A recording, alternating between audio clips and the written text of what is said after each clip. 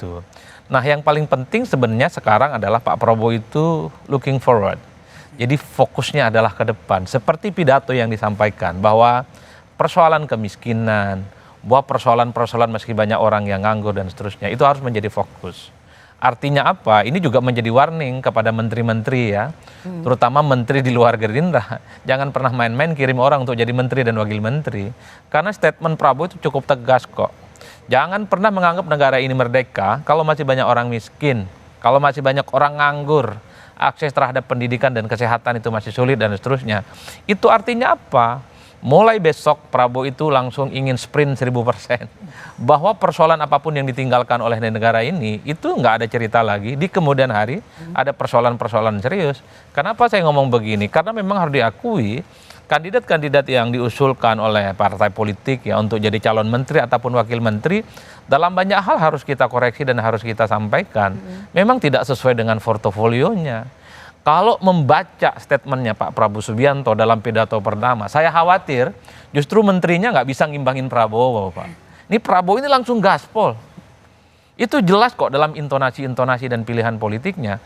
Oleh karena itu bagi saya apapun ceritanya, menteri-menteri yang nanti akan diutus oleh partai politik adalah menteri yang memang bukan hanya tegak lurus kepada Prabowo, tapi juga harus kecepatan, speed dan realisasinya harus sesuai dengan keinginan Kalau bicara Prabowo. ini yang ditakutkan, dikhawatirkan menterinya tak mampu untuk gaspol mengimbangi Prabowo. Gimana sih Pak Wid karakternya dari seorang Prabowo Subianto? Kita tahu kemarin menteri-menteri ikut pembekalan dan nanti juga ada bootcamp gitu, seperti bagaimana pengenalan atau pembekalan lagi.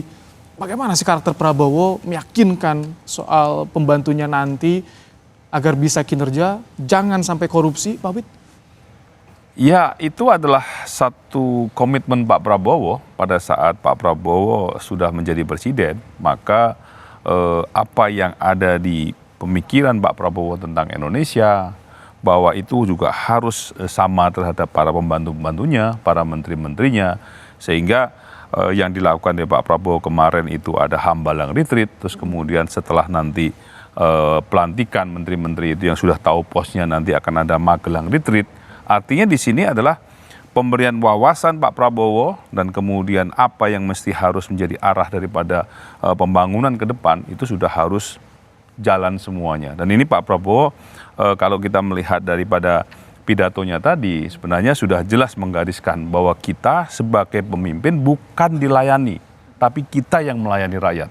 Ini adalah kata-kata yang sangat-sangat lihat bahwa selama ini bahwa menteri-menteri ini kenapa mesti harus melayani rakyat. Makanya mungkin waktu nanti di Magelang itu harus tidurnya di tenda-tenda gitu kan. Jadi untuk merasakan bahwa kita ini harus yang namanya tidak boleh lagi kita berpikir kita harus dilayani. Di tenda-tenda pun kita ini tidurnya di tenda nanti di Magelang. Ikut merasakan Bagaimana itu di tenda-tenda. Nah, inilah yang namanya Pak Prabowo bahwa ingin yang namanya semuanya bersama-sama dengan Pak Prabowo, pemikiran Pak Prabowo dalam masalah membangun Indonesia ke depan. Karena kita PR-nya masih banyak ini. Kita ternyata bahwa untuk menuju Indonesia Emas 2045 itu PR-nya masih banyak. Dan ada yang harus dikejar target-target Pak Prabowo. Salah satunya adalah swasembada pangan, ya kan? Swasembada energi yang disampaikan oleh tadi Pak Prabowo. Artinya di sini memang benar-benar bahwa menteri-menteri ini harus siap bagaimana menjalankan program-program itu ke depan dan harus siap bekerja kita untuk rakyat. Ini yang harus dipahami semua